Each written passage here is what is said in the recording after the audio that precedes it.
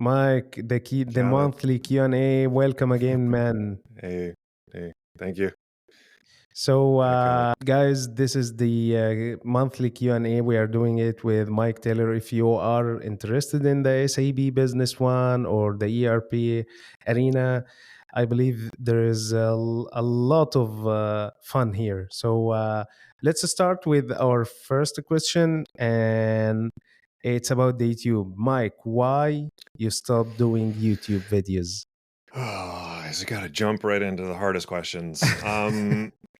I have, I don't know, over 100, and I have two courses, right? And honestly, it's weird because I just didn't want to.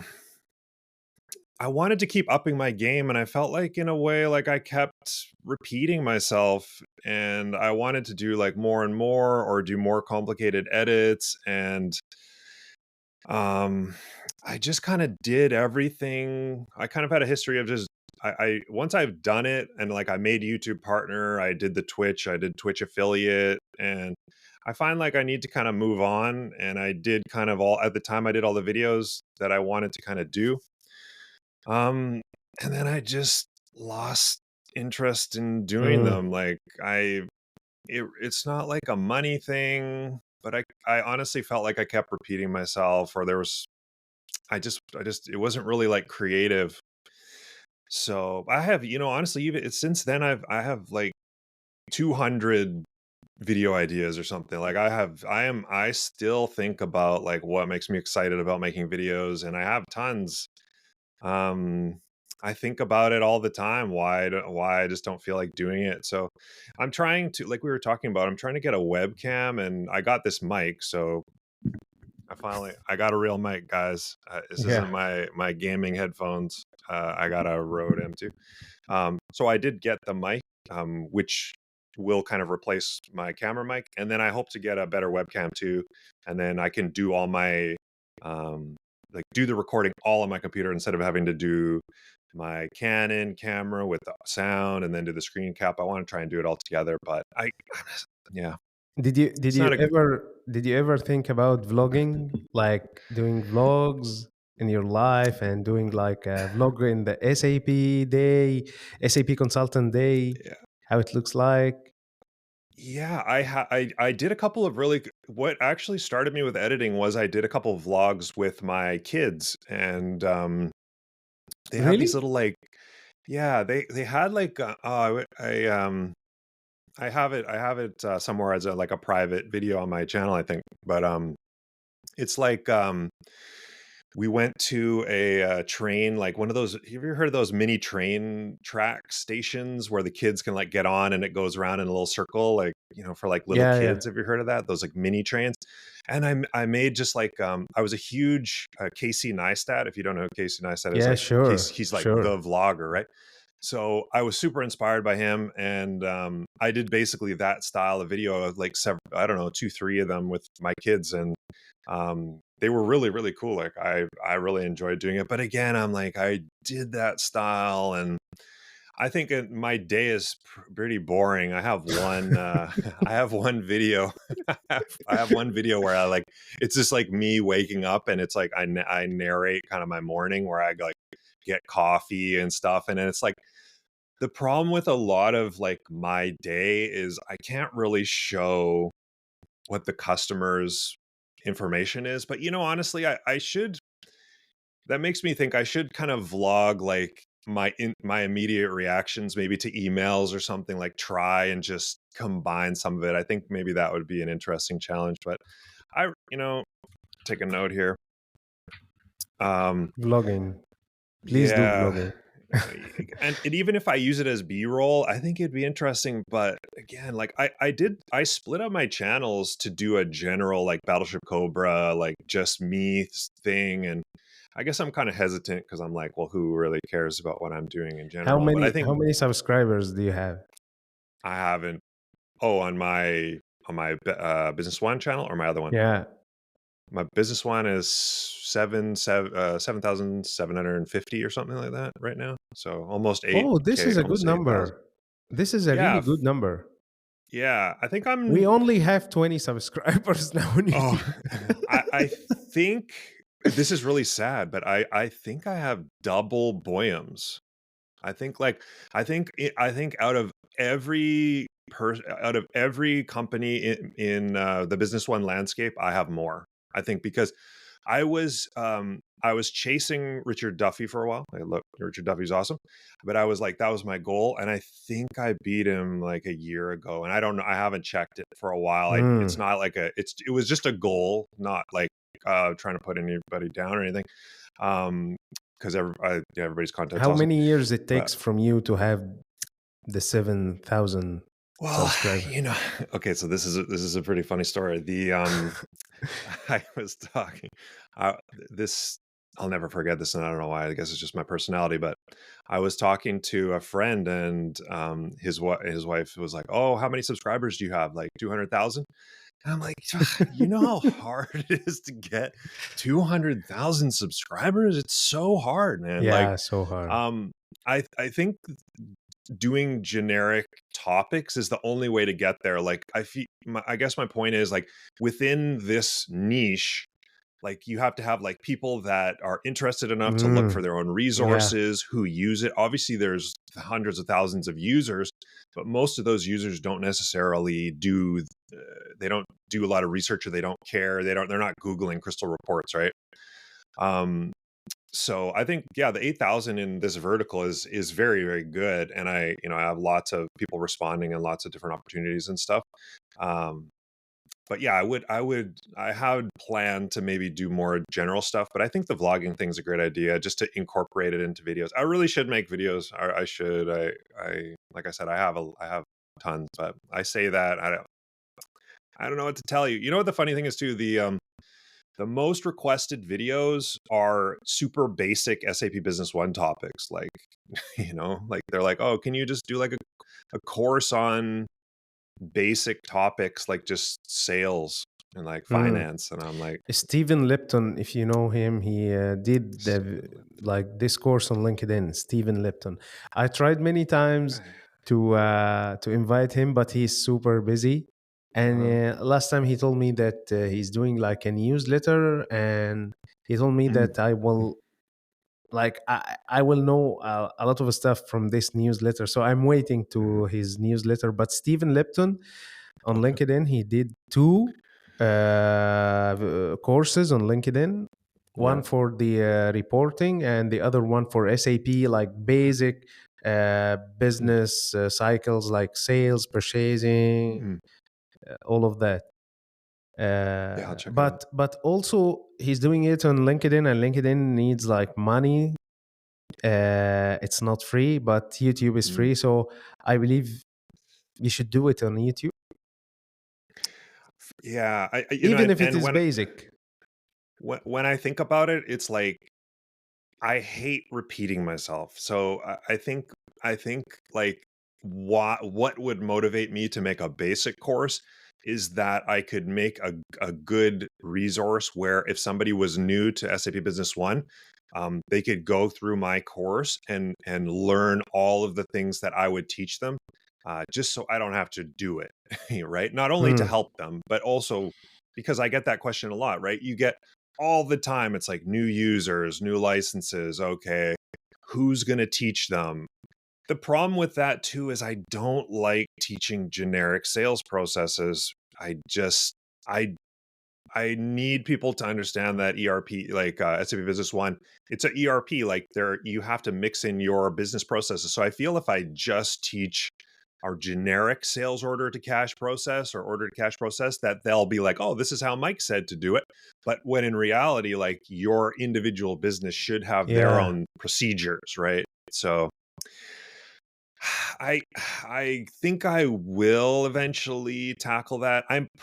I may do it on YouTube, I may do it on Udemy, but I would definitely do it for free. I would definitely do the basic one for free because again, I don't like to repeat myself, and I never make any clients of mine pay for my courses. So if it's for just a client, I always give them the free licenses. But Yeah. yeah, Perfect.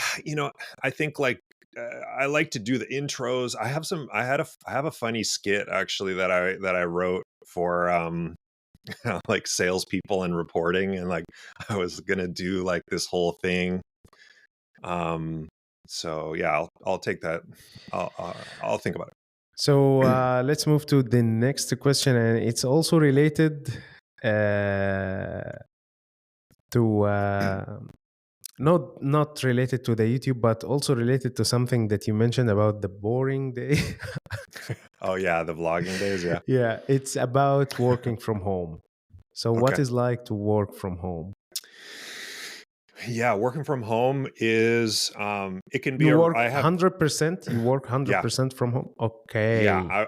I worked 100% from home for like 15 years, I guess. So, Oh my um, god. I don't want to say the big bad pandemic, but like that was nothing. Like I actually made my work from home. I have a free Udemy tips on working from home. I finished my SQL course, and then I wrote and recorded a working from home tips and tricks course, and then I just recorded. I already had all my stuff set up. So I had that, I don't know, like a year before the pandemic thing hit, and so We I will was share getting the like, links for that. We will yeah, share if it. you, Yeah. yeah, okay, I'll send you that after. I'll take a note here. So I don't make any money off it. I can't even communicate with the students from Udemy's standpoint. I can't even advertise. I can't even say, "Hey, check out my YouTube channel." Nothing. You like literally can't. If it's a free course, you can't do anything with it. So I did it honestly just to help. I'm just taking a note. Yeah, so I did that. I did that prior to. So I've been working like that for a long time, and I did that prior to the pandemic. And then when the pandemic hit, it was like 1,000 people a day were like enrolling into my like 30-minute course. It's a pretty short. It's a pretty short course anyway. So I think working from home is an amazing thing, and it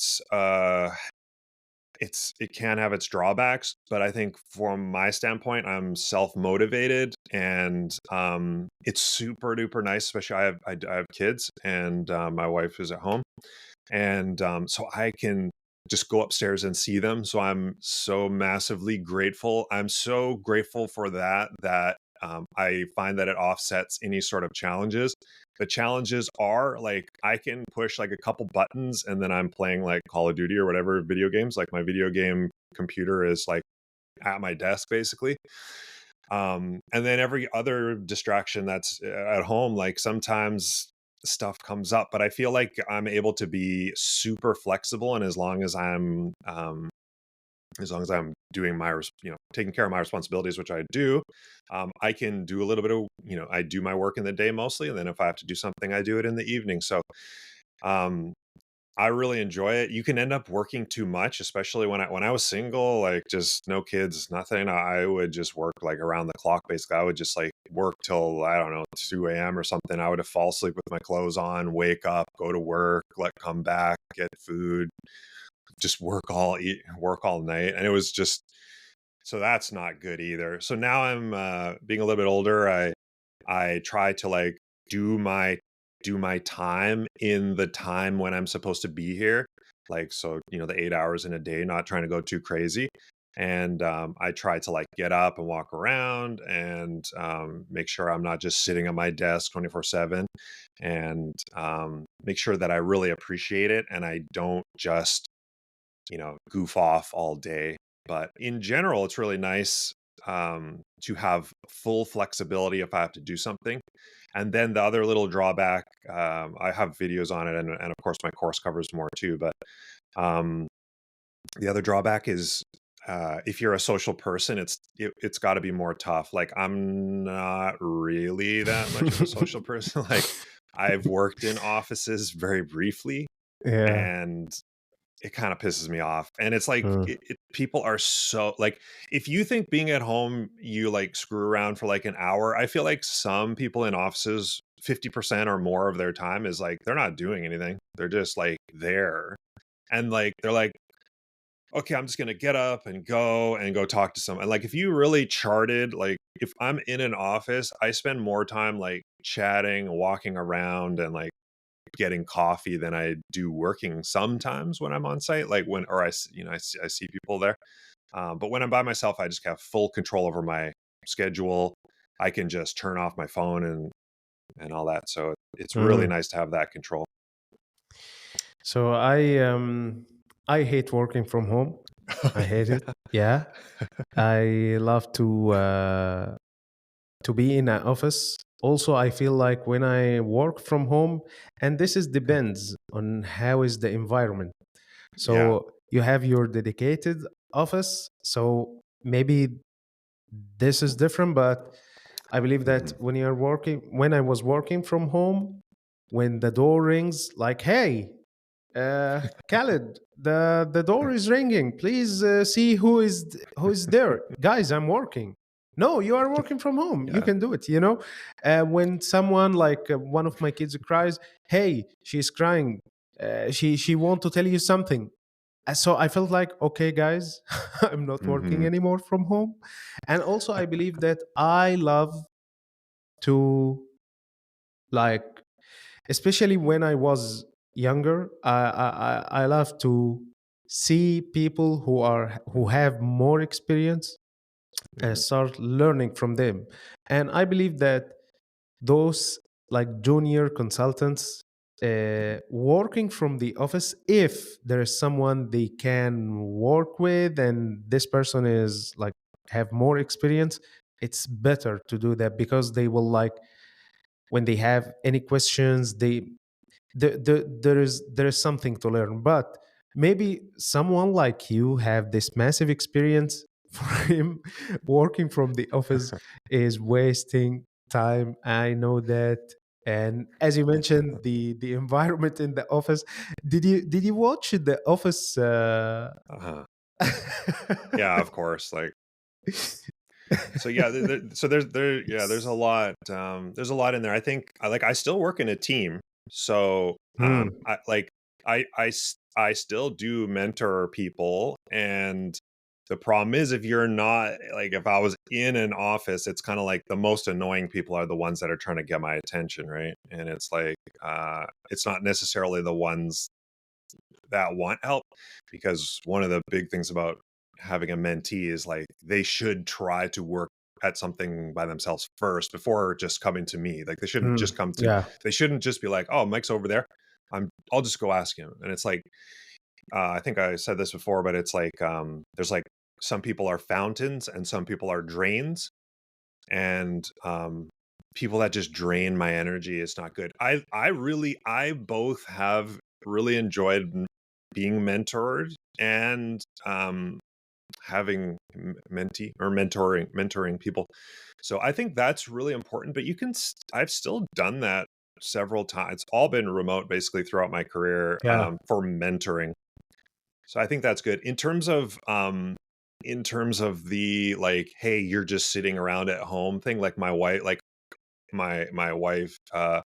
is, she's never known me when I have not worked from home, and she always has respected, like, I've yeah. always had This is that important. space, right?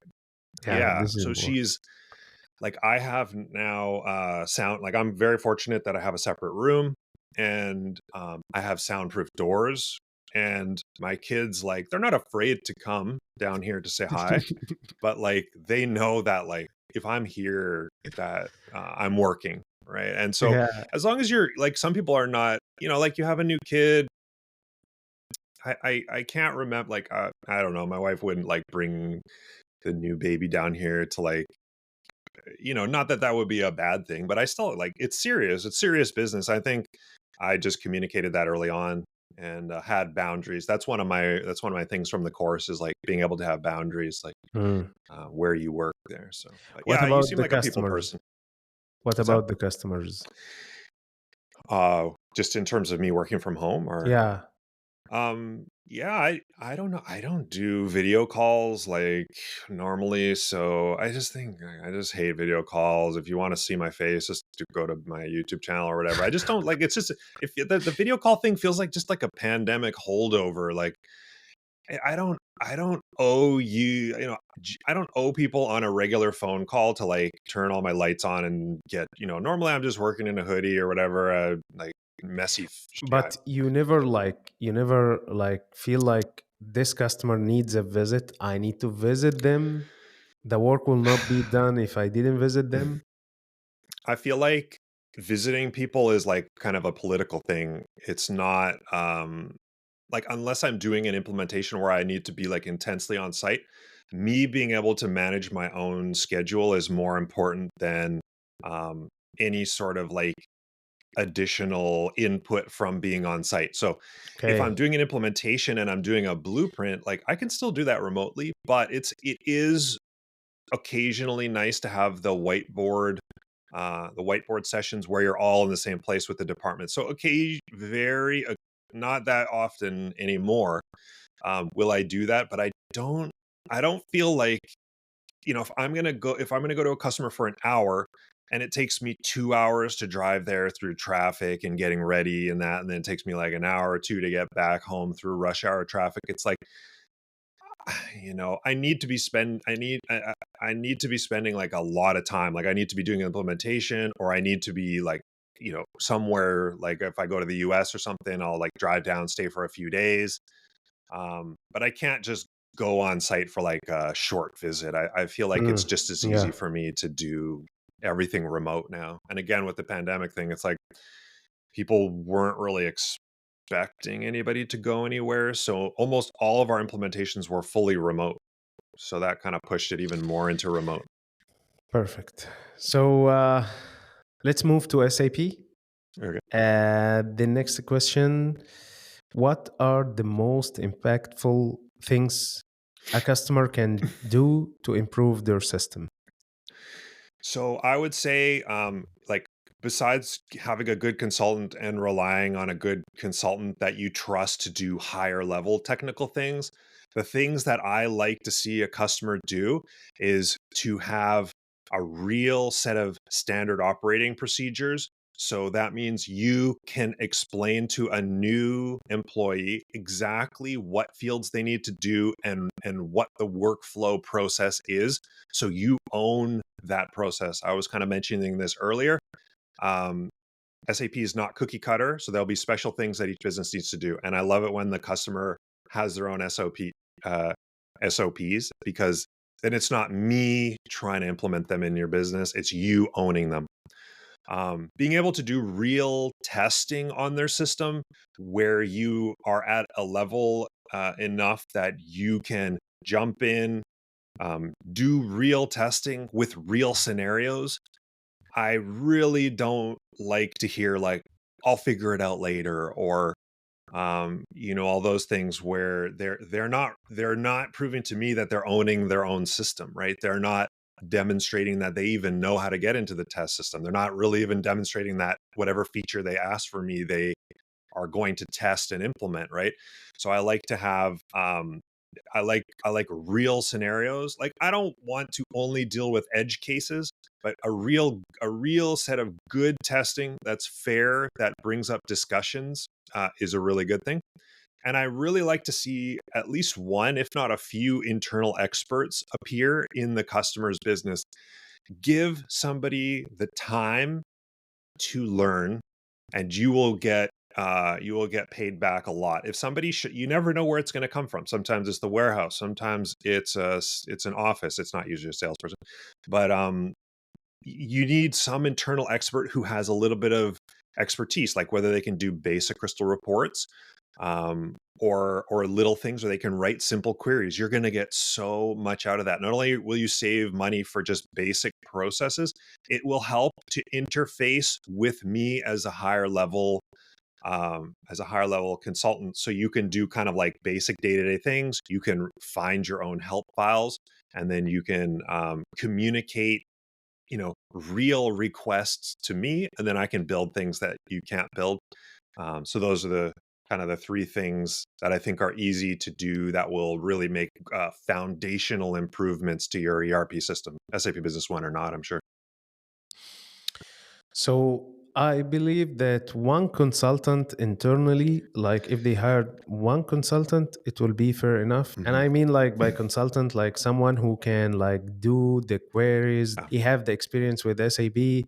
So even if it's one person in the implementation, if they hire one person, it will be perfect. And even if he don't have that much experience with SAP Business One, but have the, like you mentioned, the foundation, like Mhm. they can like write some queries, have some experience with crystal reports, and have some expertise with the ERP, it will be fair enough.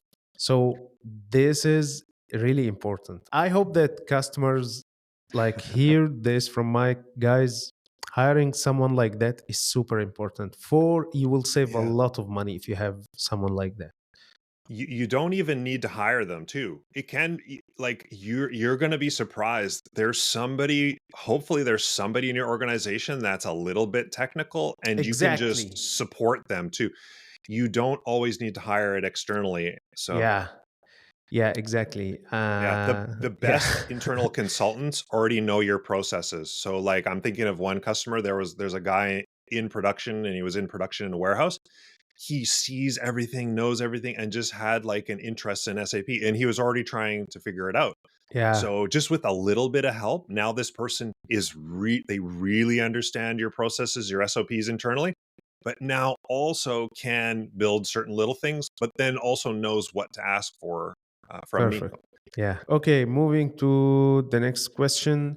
How Ah, to get the most out of SAP support? yeah. To get the most out of SAP support, I teach my customers this. You need to give good specific examples of what the heck is wrong, right? So you have to appreciate that. Like I see a lot of systems.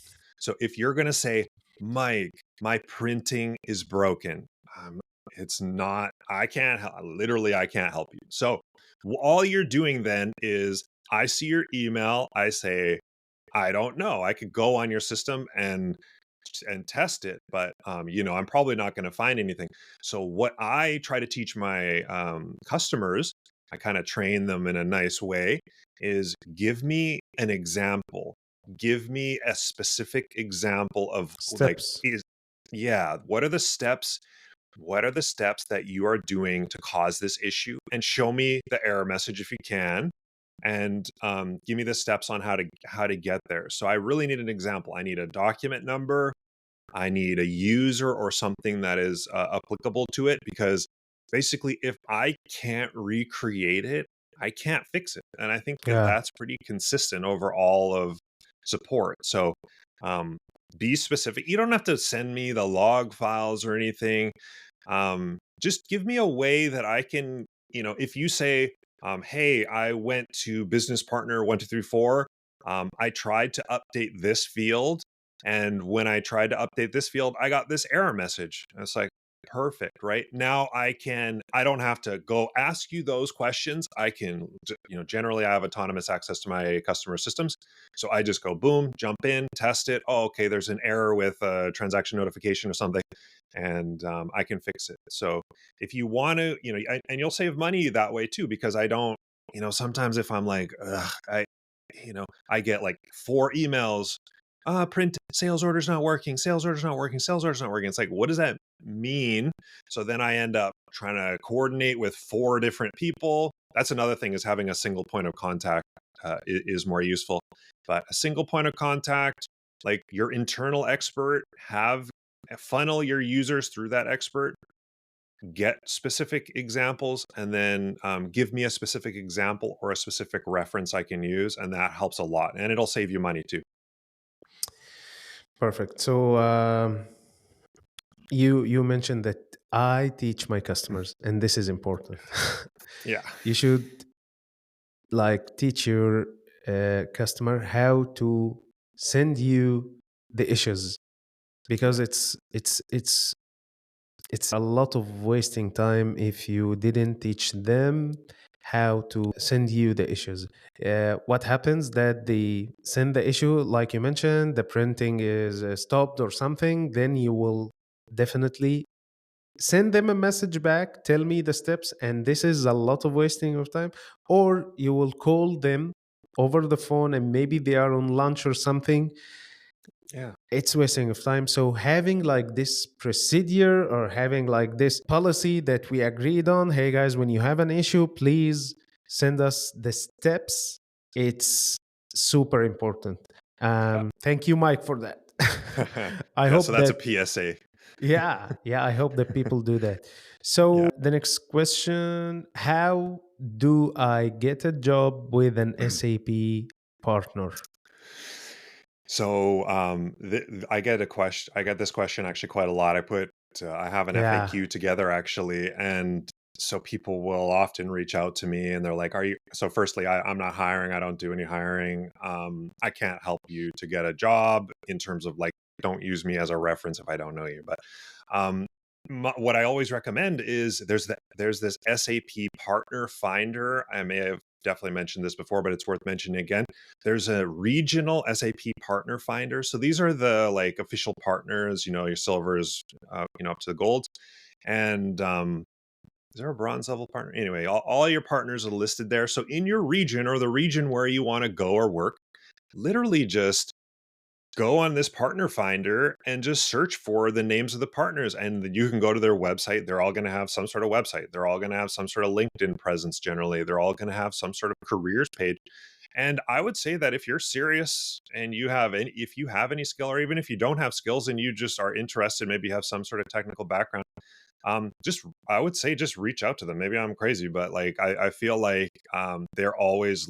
I'd say for Jessica, we're always looking for definitely experienced consultants. They're hard to find. So if you have experience within SAP Business One, who wouldn't want to hear from you, right? Even if you just say hi and just say, "Hey, I've been working in this region, but I speak English and like I would really like to be part of your team." Just use that partner finder and reach out. I feel like people reach out to me. I don't represent SAP. I guess they just see me and they're like, "Hey, can you help me?" or whatever. But yeah, that's my number one thing is find that partner finder, pick your region, and just reach out.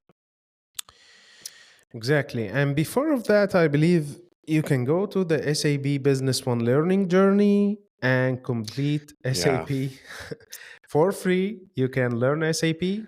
Then, yeah, when you reach out and say, "Hey, I did this and that," this will make them at least listen to you and consider yeah, you because you put an effort on that. yeah. I forgot. You don't even need. Yeah, I forgot. You don't even need a S user to do that.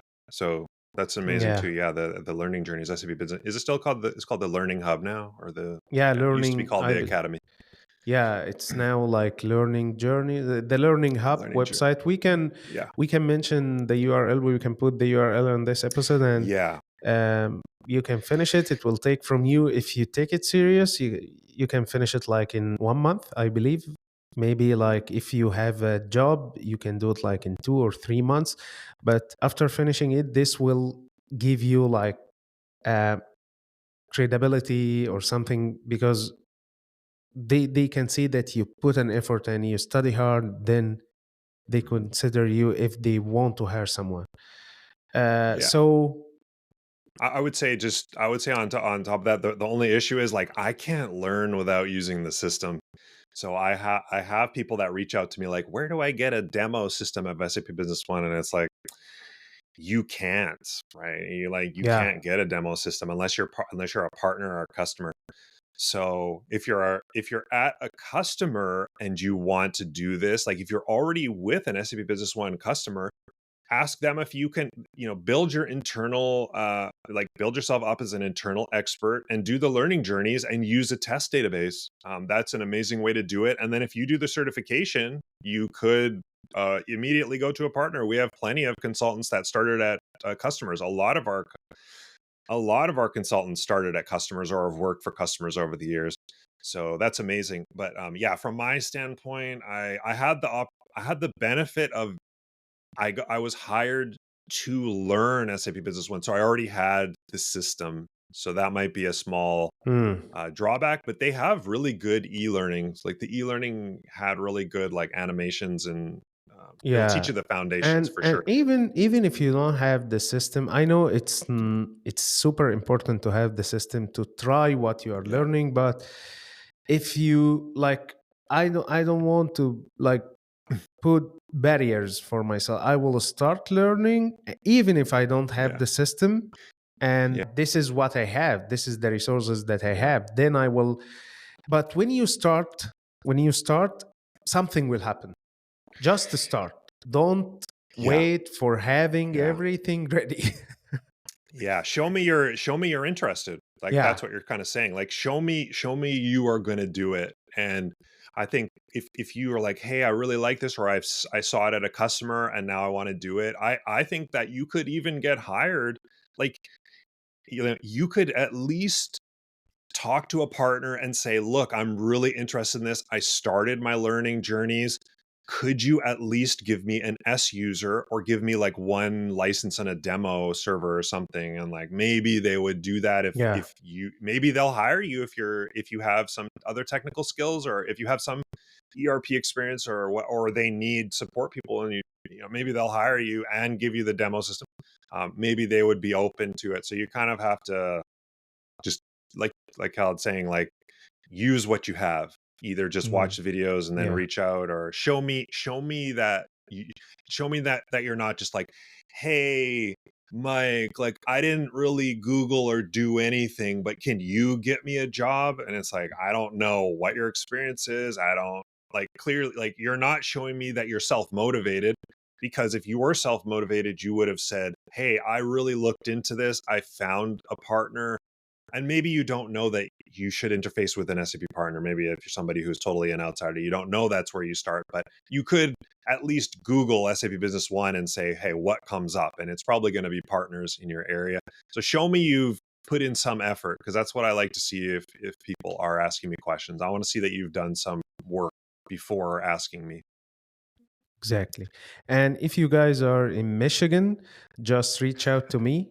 If you are in Wow. Michigan, reach out to me and I will definitely help you on that. That's So cool. the next question is And if you watch all my videos, Khaled will hire you. If you know all my videos inside and out. yeah, it's a must. It's a must Yeah. that you watch all Mike and buy the two courses on Udemy also. Yeah. And all ERP Talks episodes. If you know that, you're 100%, you're in already. So my next question for you, what is your day like as a consultant?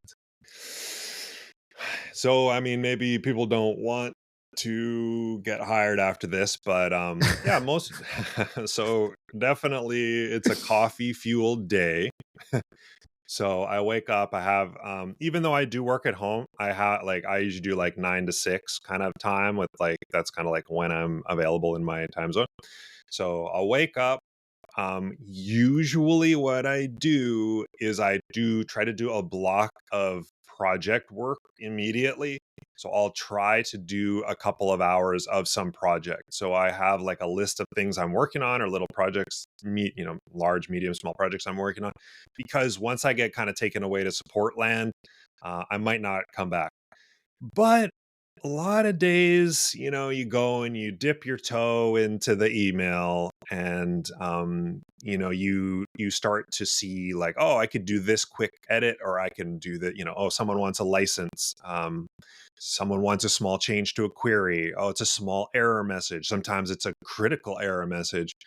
So my day is basically divided between I do a lot of project work or projects, both implementation and ongoing development and consulting. And then I do a lot of support. I don't do a lot of technical, like this stuff is broken in terms of like the database engine stuff as much anymore. But like, you know, there's an error message in SAP. How do I fix it? So I still do a lot of functional support and I do a lot of project work and I balance back and forth between those. Usually I try to do a bike ride or a run or something in the middle of the day and try to like get just you know, I don't want to just sit at my desk 24/7. And I try not to have coffee after 2 p.m. Kind of thing. And then a lot of days I end up coming back in the evening a little bit. Like, yeah, maybe I'll play like maybe I'll do a tiny, you know, play like a round of Call of Duty or a couple rounds of Call of Duty or do something else. And then I know I'll have to come back in the evening to do like some sort of migration or adding fields or something. And so I'll a lot of the times do like another hour in the evening, just when it's really quiet and work on a project. So you mentioned that you are doing that through the email. So is there like a ticketing system that you are working with, and do you recommend ticketing systems or email is fine? Yeah, we use Autotask. Yeah, So internally, like our support team uses Autotask. So I'm kind of in a weirder position where I'm not technically part of the support team, but I do support for certain customers. So certain customer, like way back in the day, I would literally demo, sell, implement, support. Like I would do everything. yeah, And so now some of those customers, they just want to talk to me for everything. So that's what they'll do. And some people are used to going to the support team, or they don't want to bother me. And it's like, well, I don't really care. That's my job. Um, so yeah, ticketing. So I do work with Autotask. I do all my timesheets. I do all my project timesheets. Like basically, I have to log all my time for the day in Autotask, and I do like if people email me, I'll answer and I'll manage my schedule kind of by unread emails, and I'll use like notes in my inbox and stuff. But when I actually go to do time, I will log it as a ticket in Autotask, and then I'll record my time in Autotask, and then for Majestic bills yeah. through that. But I don't use the tickets to manage my day. So after finishing your work, so your kids. So Yeah. what do you do with your kids? Like, Yeah. So my son Max plays a lot of baseball. So we do like we're always going, and we'll go to the park. Like again, depends the time of the year. We'll go do something together, and we'll go to the park, and he wants to just do pass or do some batting practice, yeah, or like we do a lot of work together on the weekends. He play like he's it's fall here, and he's still doing fall ball. He'll do spring, he'll do winter. He does like basically around the whole calendar. So we'll do that. We watch the Blue Jays generally. Like we'll watch baseball games all together. We play video games together, all of us, oh, and yeah, we'll watch like YouTube. I don't watch a lot of TV movie stuff, but we'll watch like YouTube. We have like YouTube. We have like basically creators that play the same games we like. So we'll do that. mm. With my daughter, we will like go on, we'll like she likes public transit, which is funny. She likes to go on train. Like we have like the Sky Train here, and then the Yeah, West Coast Express. So our favorite thing to do together is we'll take like a train downtown, and like the SkyTrain downtown Vancouver. We'll oh have my god, lunch. We'll maybe yeah. go and swim down there, or we'll take the sea bus across. She likes sushi, and then we'll take the West Coast Express back. And then she just likes to ride on the bus. I don't know, something.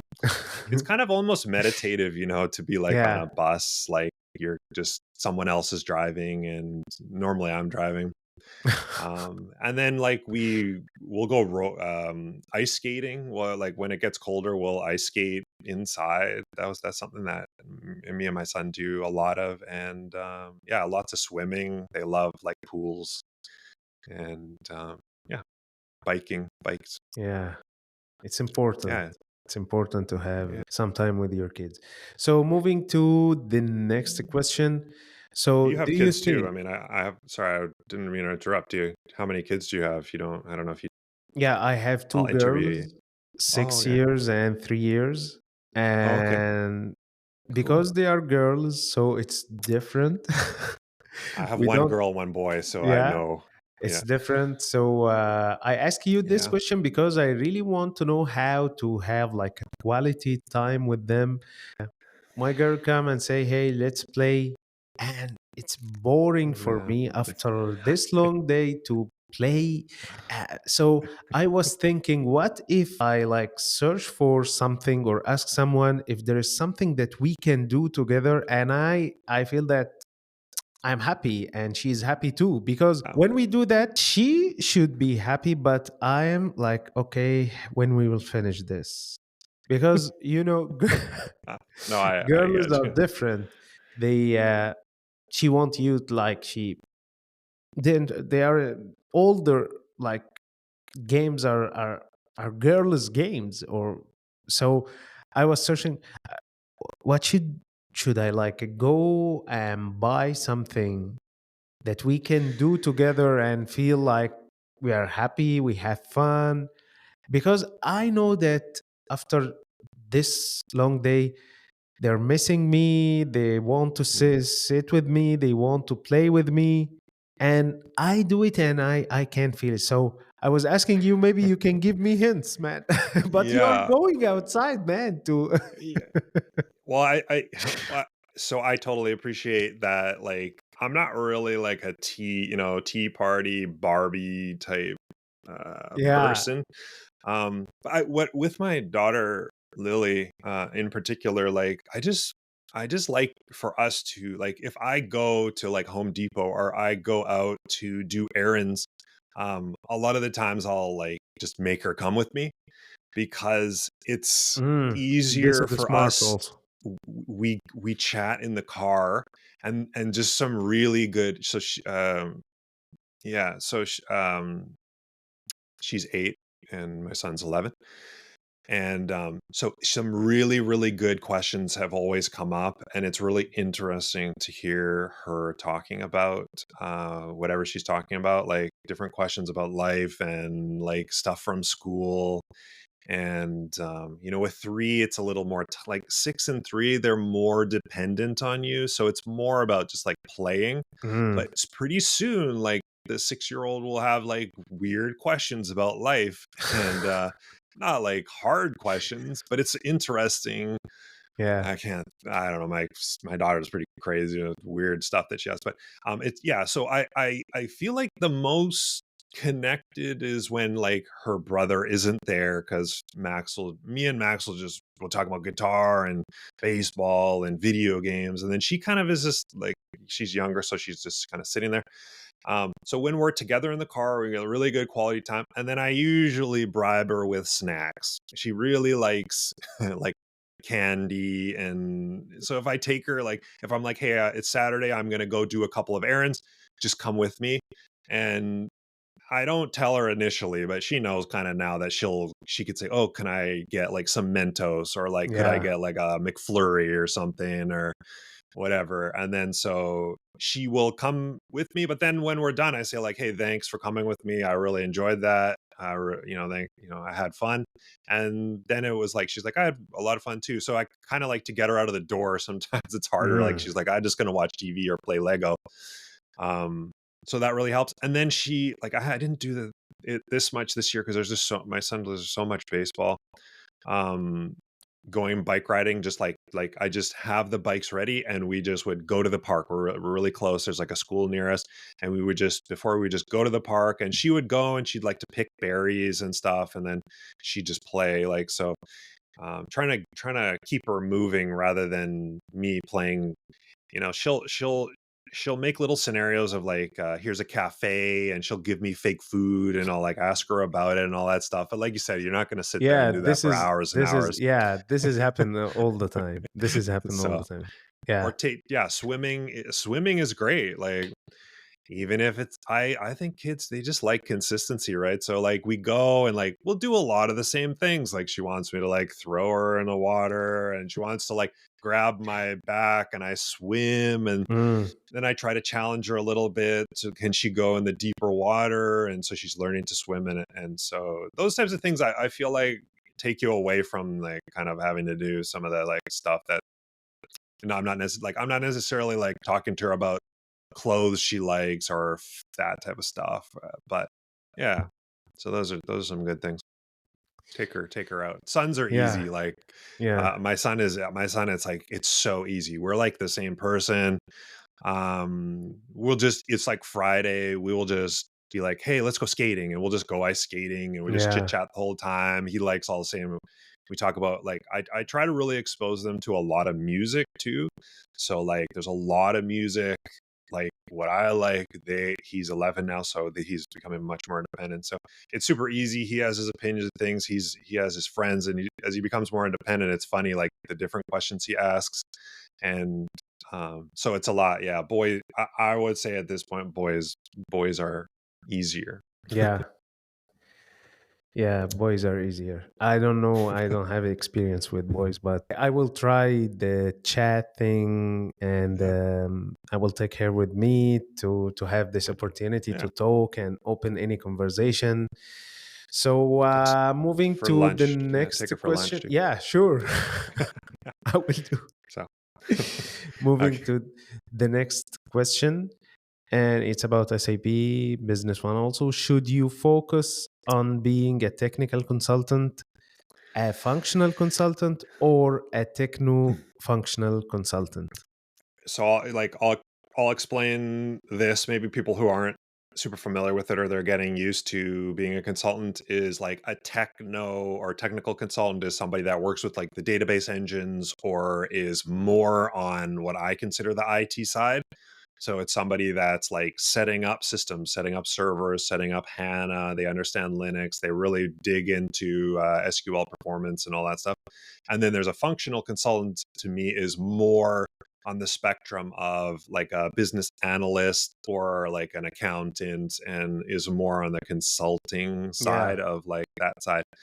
So some people like I think when I started I was way more in the middle. Like I was a techno functional. I was like hyphenated.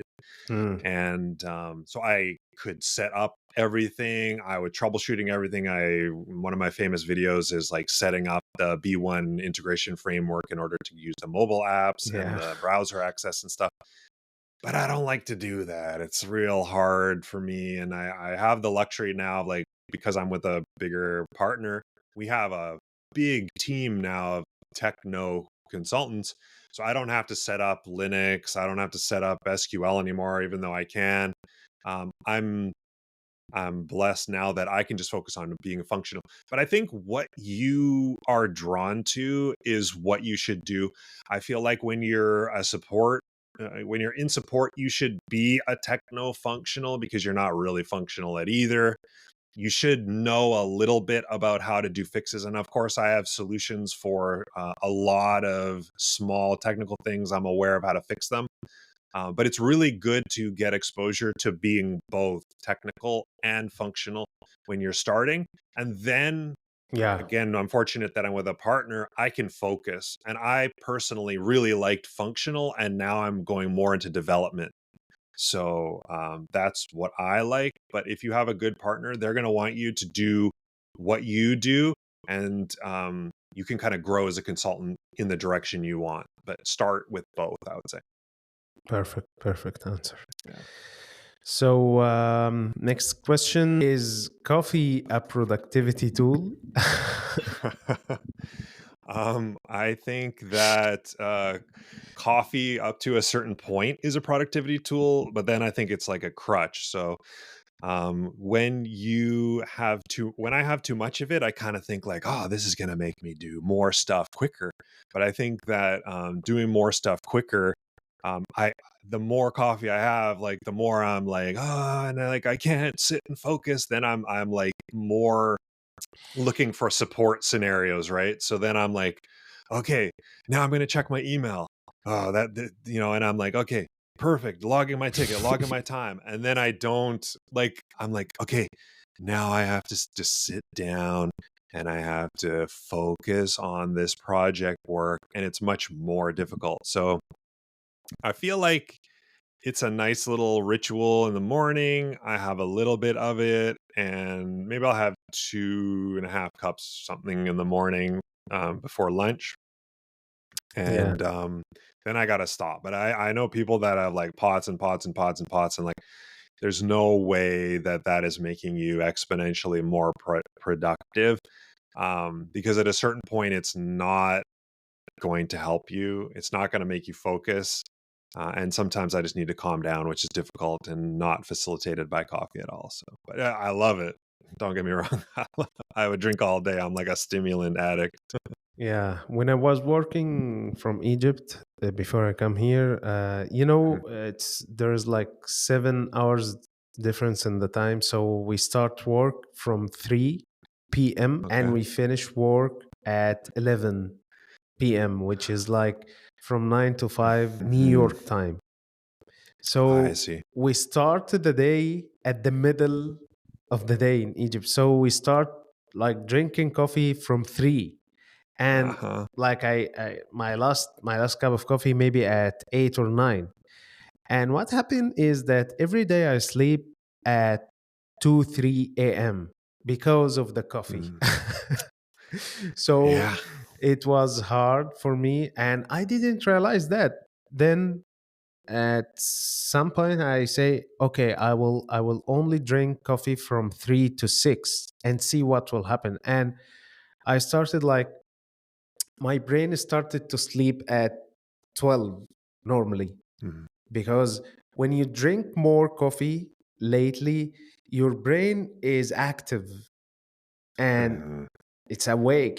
So I believe that people should take care of that, because I was one of my customers here. I thought it was like we have a serious issue, and I was calling him, and it was like 9 p.m. and he told me, hold on, I will get some coffee. So I told him, hey, you drink coffee at 9 p.m.? He told me, I drink coffee before I sleep, like 5 minutes before I sleep. I drink my coffee. This is my routine. Then I sleep. And he's drinking espresso. It's not like no, espresso, double shot espresso before he sleep. Uh, He tell me, this is all the time. I drink all the time coffee. hmm. And this guy was like 80 years old. Yeah, he was like 80 Wow. years. And I told him, Wow. you can sleep? He said, yeah, I can sleep, even if I drink it before. I don't know how he do that, but he was doing that all the time. My wife is the same way. Like stimulants like don't affect her. Like she used to just have like a rock star energy drink and then she'll just like she's not narcoleptic, but she like will just crash out. Yeah. For me, if I had a monster at like 9 p.m., I could work till 4 a.m. Like I am, especially if it's again like doing a project focus thing. It doesn't help me to get in the zone. I feel like with my afternoon, I either have to like jump into it or do it in the evening. Somehow when I guess when I calm down in the evening, I always try to leave like a project I'm really excited to work on, and then I'll come back or something that I'm doing. But well, too, espresso actually is not the most caffeine. The most caffeine is like Starbucks drip coffee. Like it has the most horsepower, like a medium. I don't know if I said this last time. I can't remember, but yeah, the most caffeine is going to be in medium drip coffees. Each shot of espresso is only about 75 milligrams of caffeine. So a double shot, like a grande size, like a medium, um, is 150 milligrams. But if you get a grande medium drip Starbucks, it's 100. It's 300. It's Oh generally my going to be God. 300. So it's double. So it's not espresso, it's like American coffee? The drip, yeah, the drip where it just goes through the filters. The espresso, one shot of espresso is 75 milligrams. It is not going to blow you away. It's the same as a can. The regular can of Red Bull, I believe, is 80 milligrams. So yeah, people really like if if you're if you're drinking pots and pots of strong medium coffee, like you're getting a lot of caffeine. Like it's the especially I I Starbucks I, level stuff. I drink pods, but the dark roast one. I love the dark roast one. Yeah, so I don't know the differential in the dark versus like I know the medium has the most, but the dark would have a little bit less. Mm, And at home you're probably not doing it as strong. So I'm mm. not sure. But Okay, all the time I thought that the espresso is the strongest no. caffeine and have the most caffeine, but this is a It, good thing to know. it's the tastiest though. It'll Yeah. have it'll have better the best flavor, but when they will do a normal espresso drink, they'll do two shots usually. Mm, okay. Yeah. So the next question is about SAP Business One. Do you think that SAP Business One is good for every industry? I Out of the box, no. I think that it's the best for obviously distribution wholesale models. I feel like it can do a little bit of light manufacturing, but not process manufacturing generally. And it's okay to mix in a little bit of e-commerce, like distribution with some discrete manufacturing, like assembly. Um, but I think everything else you're going to need some sort of Add-ons. add-ons. Yeah. I feel like the least the hardest industry to work with is construction. It's just like their expectations of certain things. We just don't do a lot of those out of the box. And then with process manufacturer or like a more complicated manufacturing, you will generally need some sort of add-on. A service type industry, if you primarily are a wholesaler, it can work too. It's not necessarily going to we do work with field service management. So if you have a team of technicians on the road, you can try something like field service management. Um, but again, if it's more like heavy machinery distribution and service, like that's a great model. But if you're doing construction where you're like, I need to move all these resources onto the site and then track a whole bunch of guys in the field, you will need something. You will need something else, whether that's field service or another add-on. So Okay. Yeah, I agree with you 100%. yeah, it's a Okay, good so platform. It's a really good platform. As I say that, it's a great platform. You can make pretty much anything work with SAP Business One. yeah, sure. So next question also about SAP Business One, web client. Do you like the web client? Um, like, I got of it. Is this a political? Are people watching me? Like, I got like, I don't know, like some the essay police on me. I would say, no. And only because it doesn't support business, B1 up. Like, Mm, like, yeah, like I'm like the biggest B1 up proponent. And the first thing they said was like, oh, it doesn't support add-ons. And I'm like, what's the point? Like, why? So I didn't really look at it too much. It's pretty. Like, from what I had seen, it's very pretty. From what I remember, it kind of looks like S4. It looks like like by design style. yeah, It's got those tiles and stuff.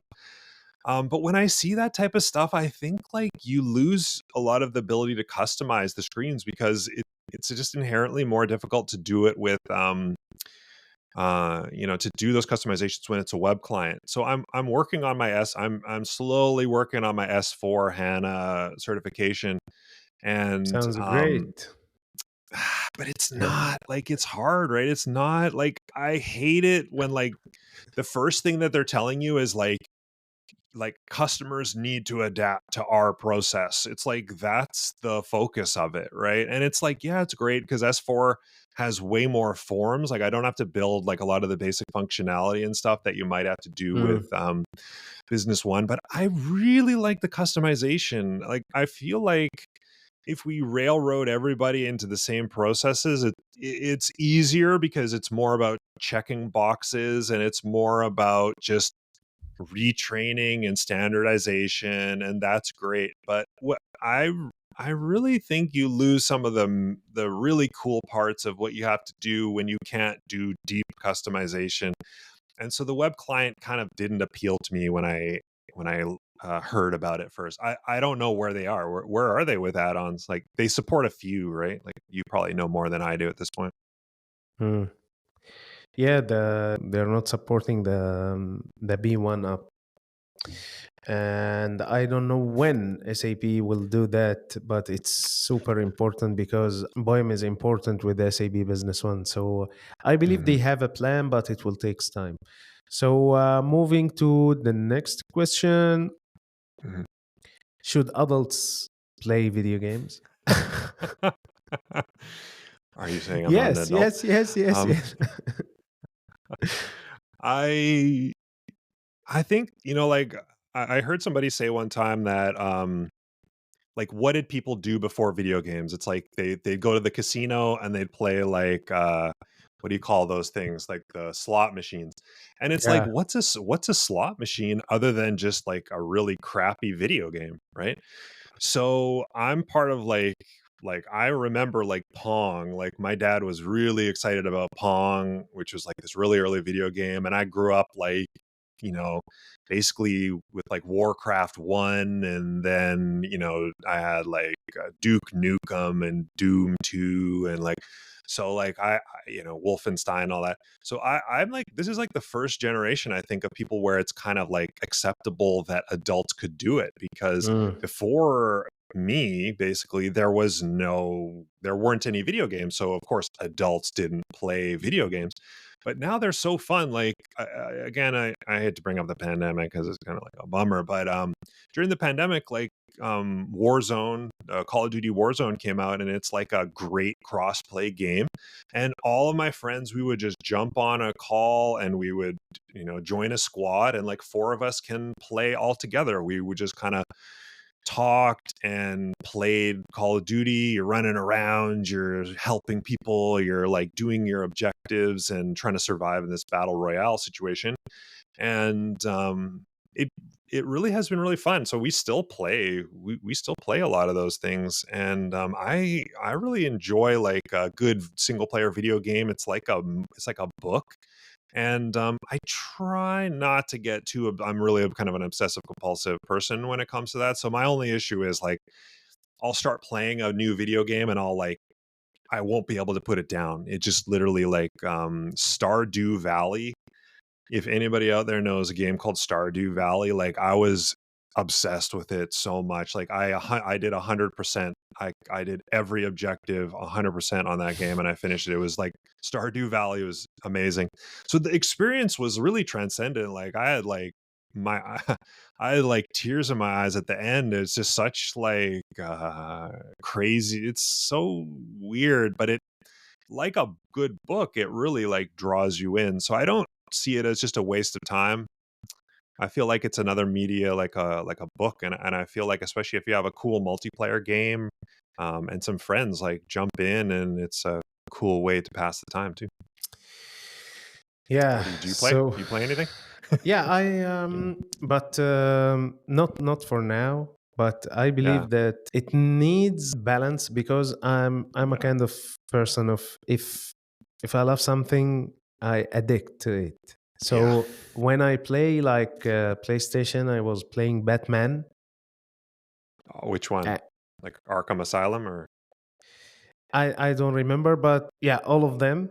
yeah, And I they're so s- good. That's such a good series. yeah, I sit down and I want to complete everything. I Yeah, can't, so I will sit down like 6 hours in my room playing it. yeah.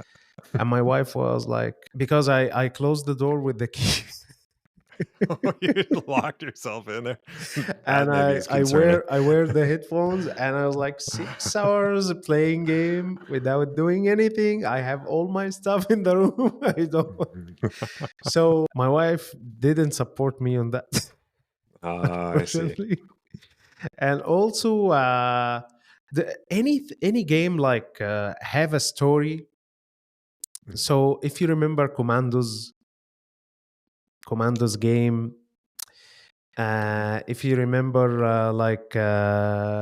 all the war games, the Red Alert one also. Oh yeah, yeah, yeah. Uh, Command and Conquer. Command and Conquer. yeah, Yeah, I uh, remember buying the first one from like EB Games. yeah. What Yeah. else? There was a game. It's a story, but I don't remember it. But it's a story. Those guys in the island, and the I don't remember, but I love the Oh, story Monkey Island games. or No, Mist? no, Mist. no. Mist. It was Last of Us, something like that. Oh, Last of Last of Us. Us. Oh, Yeah, yeah, okay. Yeah, yeah. yeah, yeah, yeah. The Yeah, three that's newer. versions. Yeah, that's newer. Yeah, that's like Yeah, a zombies thing, right? yeah. I mean, Eh, they're not zombies, but they're not. like spore zombies, right? Yeah, I it's didn't it's. play that one. I loved it so much. So any game that have like a story, I love it. Yeah. and I stick with it. I want to complete it now. Yeah. So I'm that type of person. If I watch like so, for example, The Office, the 9 seasons, I watched them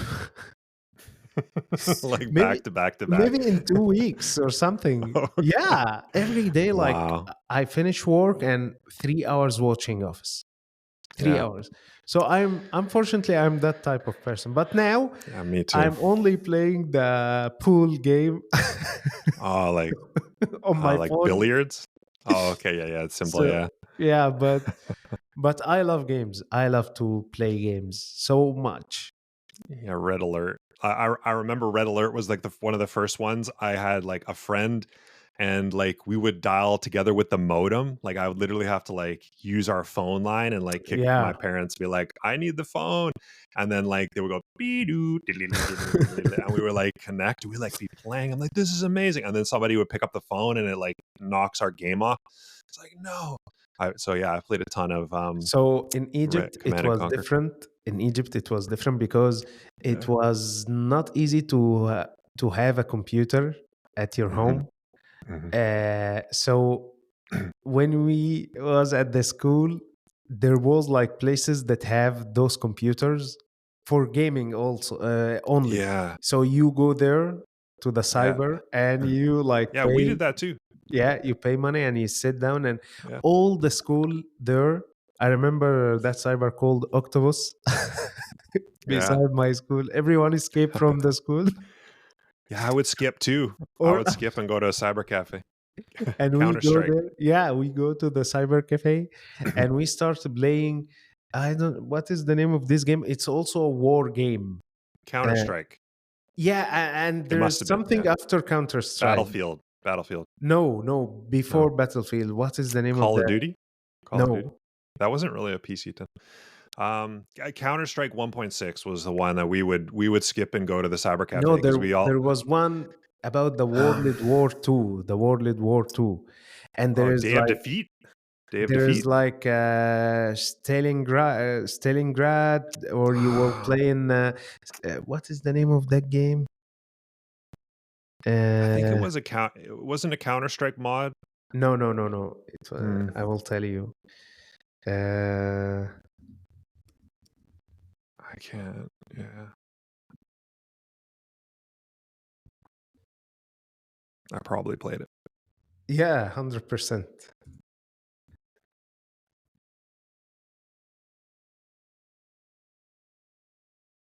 Oh my god, where is that? I It, like the World War it was II it was it genre. was popular at that time. I played a ton of Day of Defeat, which is a World War II. Like I Maybe it's loved. World War One. I don't remember World War One or World War Two. It's yeah, isn't that Battlefield like Battlefield 1976 or something? Isn't that the one? Was it a Battlefield? And No, there was like one of the maps was a big desert. Wasn't that it? Wasn't a map was a big desert and you could fly planes or you could have tanks or you could be on the ground or wasn't like that? Or was it a no. single player? Uh, I can't find it. It was so popular at my time. Yeah, everyone was playing it. Maybe I'm you sure I played guys, if someone listened to the podcast, was it. playing They this know. game. uh, Yeah. and it have this music at the beginning. This music of it was so beautiful. I don't remember the name, but I used to play this game all the time. When we are going to the school, we go to the cyber cafe and start playing. Then the PlayStation comes, and the PlayStation Mhm. was like also we go to the cyber places that have PlayStation and start playing football game Mhm. or soccer game, the FIFA, Mhm. and uh, my brother is obsessed with those games. Like he have the PS5, then he sold it, and he have now like Xbox, and play a lot, and he's one of those guys that you can't beat him. You can't beat him. His friends call him and say, "Hey, Joe, come. There's someone that we want you to beat him," and he go just to beat He's him. ranked, Yeah, competitive. he like he is. When I play with him soccer, I ask him, "Hey, like I will before we start, we can't start the game uh, nil. No, I will put Need a like head 6 start. goals. Let me put 6 goals, then we start." And he do that, and he won also. Yeah. Yeah. I have a friend who's like that with hockey, and it's like I can't play hockey games with him. He's too good. Yeah. I'm never gonna beat him. That's funny. So my last question for you, Mike, and thank you for your time today. Mhm. If you weren't SAP Business One consultant, what alternative career would you pursue? Wow. Yeah, that's a really good question. I've just been doing this for so long. I'm kind of like stumped. I really love operational systems. So I would probably be doing some sort of business role. If maybe that's a cheat answer, that like maybe you're looking for, like I would be like an artist or something. But if I if I wasn't in SAP Business One role directly, yeah, I would be doing something with systems. I just love organizing things. Like Oh, I yeah. like seeing systems flow through. So Mm. whether that would be in a business process or like, analyzing the operations of something, um, I would be doing something in that way. And then I honestly just took that operational, like for me, if I see something out of place or something that's repetitive or something that people are like just repeating a mistake, I'm like, how can I go and kind of like put something in place to stop that, right? And then I just was doing that with technology, and that led me to basically doing those types of systems. But like stuff that I really like agriculture. Like I've really done a lot of research and looked into like hydroponic systems. So I've always been like doing some sort of business process in that, and working more in an agricultural, like food, like intensive food production is something my some of my relatives are farmers.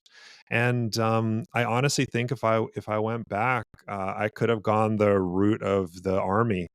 I did apply to be an infantry officer. I have like military in my family, Oh my God. and I feel like I would be a good leader given the opportunity. Mhm. At the time, I applied for the Canadian Forces when I was pretty young, and I wasn't like I had the pieces there, and I feel like talking to the officer there, I learned I've kept the things that they asked me that I couldn't really answer in my head, and I feel like it's helped to form me in a really positive way. But I feel like, yeah, if I've always done martial arts, so I didn't kind of re push into the infantry um kind of career.